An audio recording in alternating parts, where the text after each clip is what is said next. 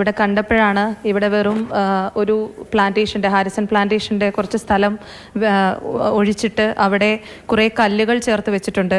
ആ കല്ലുകളിലൊക്കെ എഴുതിയിരിക്കുന്നത് എന്താണെന്ന് ഞാനിവിടെ ഉള്ളവരോട് ചോദിച്ചു. കാരണം എനിക്ക് മനസ്സിലായില്ല കണ്ടപ്പോൾ. അപ്പോൾ അതിനകത്ത് ഉണ്ടായിരുന്നത് എൻ എന്ന് ചേർത്ത് കുറേ നമ്പറുകൾ ഓരോന്നോരോന്ന് എഴുതിയിട്ടുണ്ട്. 1 മുതൽ തുടങ്ങും, സി വെച്ചും തുടങ്ങും. അതായത് നിലമ്പൂരിൽ നിന്ന് കിട്ടിയ മൃതദേഹാവശിഷ്ടങ്ങളും ചൂരൽമലയിൽ നിന്ന് കിട്ടിയ മൃതദേഹാവശിഷ്ടങ്ങളുമാണ്.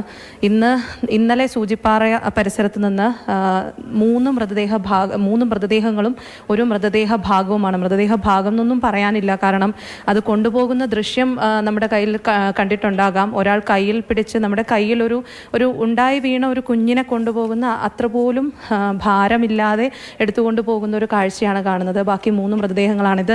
തിരിച്ചറിയാൻ പറ്റാതെ പോയ മൃതദേഹ ഭാഗങ്ങളാണ് ഇവിടെയൊക്കെ സംസ്കരിച്ചിട്ടുള്ളത്. കണ്ടു നിൽക്കാൻ ഒരിക്കലും പറ്റാത്തൊരു കാഴ്ചയാണ്. കാരണം ഒരു മനുഷ്യായുസിൽ മനുഷ്യൻ നമുക്ക് ഉണ്ടാവുമെന്ന് ചിന്തിക്കുന്ന ഒരു കാര്യമാണ് മരിക്കുമ്പോൾ ഒരു 6 അടി മണ്ണ് എന്നുള്ളത്. അതുപോലും ഇല്ലാതെ ഏതോ ഒരാളുടെ മനസ്സുകൊണ്ട് അവർ തന്ന സ്ഥലത്ത് ആരോരുമില്ലാതെ ഉറ്റവരും ഉടയവരും ഒന്നും ഉണ്ടായിരുന്നില്ല. കാരണം ഇത്രയും ദിവസങ്ങൾ കഴിഞ്ഞു, ആരാന്ന് തിരിച്ചറിഞ്ഞിട്ടില്ല. ഇപ്പോഴും തങ്ങളുടെ ആരെങ്കിലും ആണോ മരിച്ചു പോയതെന്ന് അറിയാതെ ക്യാമ്പുകളിൽ കഴിയുന്ന ആളുകളുമുണ്ട്.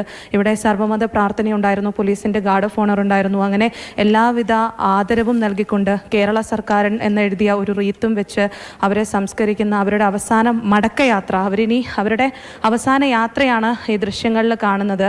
ഈ വൈറ്റ് ഗാർഡ്സ് ആണ് തുടക്കം മുതൽ ഇതിനൊപ്പം ഉണ്ടായിരുന്നത്. അപ്പം ഞാൻ അവരോട് ചോദിച്ചു, നിങ്ങളുടെ മനസ്സ് എങ്ങനെയുണ്ട് ഇതൊക്കെ കാണുമ്പോൾ? അപ്പോൾ അവർ പറഞ്ഞതാണ്, കുറേ ദിവസങ്ങളായി ആദ്യം 8 മൃതദേഹ ഭാഗങ്ങളാണ് ആദ്യം സംസ്കരിച്ചത്. അതിനുശേഷം 150-ൽ പരം മൃതദേഹങ്ങൾ സംസ്കരിച്ചു. പിന്നീട് 23 എന്നുള്ള എണ്ണമായി. ഇന്നിപ്പോൾ കിട്ടിയ 4 എണ്ണം, ഇനിയും കിട്ടാനുണ്ട്. അപ്പം ഇതൊക്കെ അവരതിനോട് ശീലിച്ചു എന്ന് പറയുകയാണ്. എങ്ങനെയാണ് ഒരു മനുഷ്യൻ അങ്ങനെ ശീലിക്കാൻ പറ്റുകയെന്ന് പോലും നമുക്കറിയാത്തൊരവസ്ഥയാണെങ്കിലും നമ്മളുടെ അവസാന നിമിഷത്തിലും ആരോരുമില്ലെങ്കിലും നമ്മളെ ചേർത്ത് പിടിക്കാൻ ആളുകളും ഉണ്ടാകും എന്നുള്ളതാണ് എനിക്കിവിടെ വന്നപ്പോൾ തോന്നുന്നത്. പക്ഷേ ഇനി ഒരിക്കലും വയനാട്ടിൽ മാത്രമല്ല ലോകത്തൊരിക്കലും ഇങ്ങനെ ഒരു ദുരന്തം ഉണ്ടാവരുതേ എന്ന് എത്ര കഠിന ഹൃദയരും പ്രാർത്ഥിച്ചു പോകുന്ന ഒരു രംഗം